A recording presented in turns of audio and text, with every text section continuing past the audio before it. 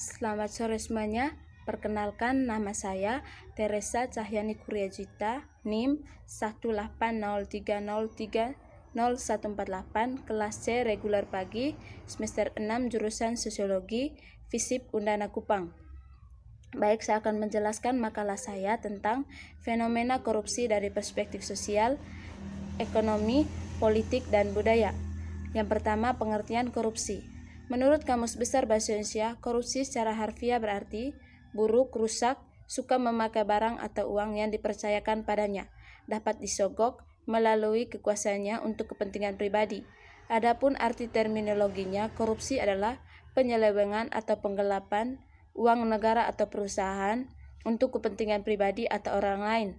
Korupsi merupakan kejahatan yang dilakukan dengan perhitungan oleh mereka yang justru merasa sebagai kaum terdidik dan terpelajar. Korupsi juga bisa dimungkinkan terjadi pada situasi di mana seseorang memegang suatu jabatan yang melibatkan pembagian sumber-sumber dana dan memiliki kesempatan untuk menyalahgunakannya guna kepentingan pribadi. Pengertian korupsi berevolusi pada tiap zaman, peradaban, dan teritorial. Rumusannya bisa berbeda tergantung pada titik tekan dan pendekatan baik dari perspektif sosial, politik, ekonomi, dan hukum. Yang kedua, korupsi dari perspektif sosial. Beberapa pendapat para ahli tentang korupsi dari perspektif sosial.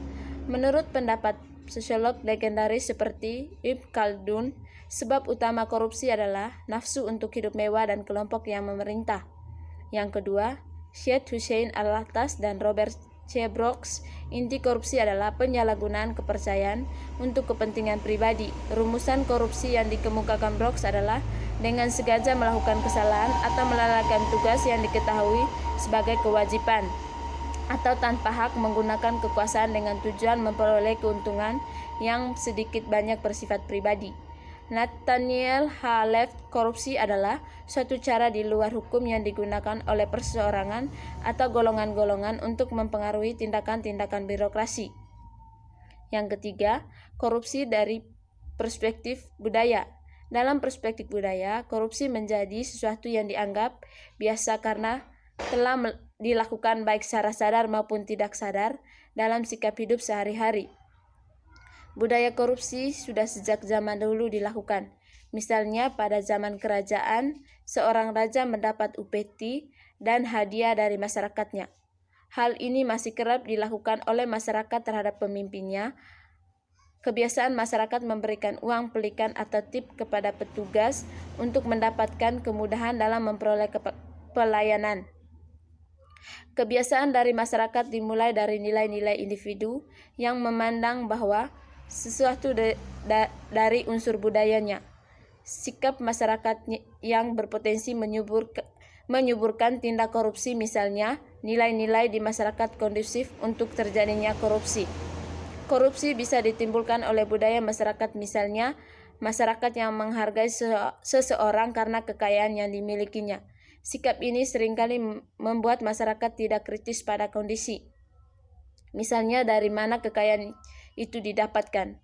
Masyarakat kurang menyadari bahwa korban utama korupsi adalah masyarakat sendiri.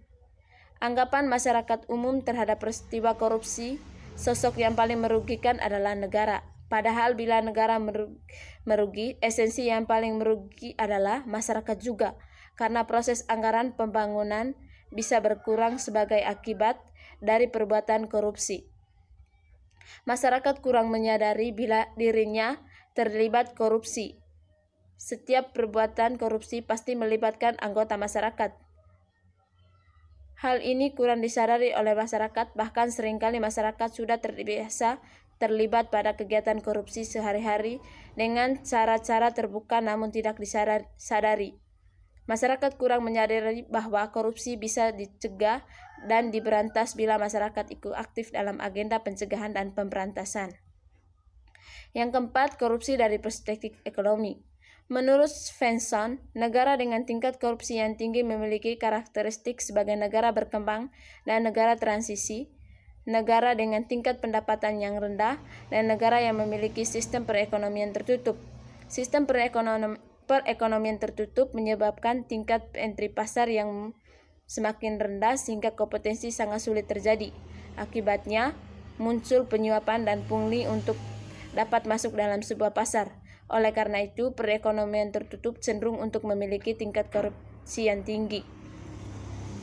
Yang kelima, korupsi dari perspektif politik. Terdapat perbedaan pendekatan untuk mendefinisikan korupsi politik.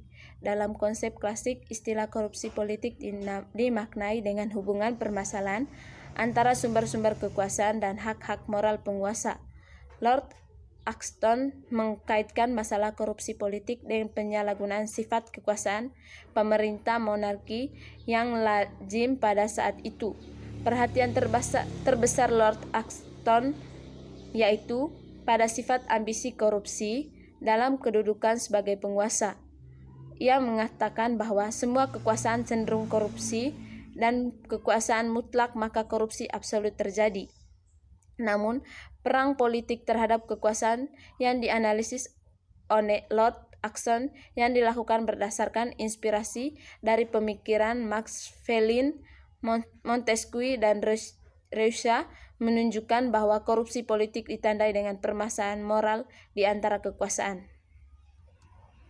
Sekian dan terima kasih.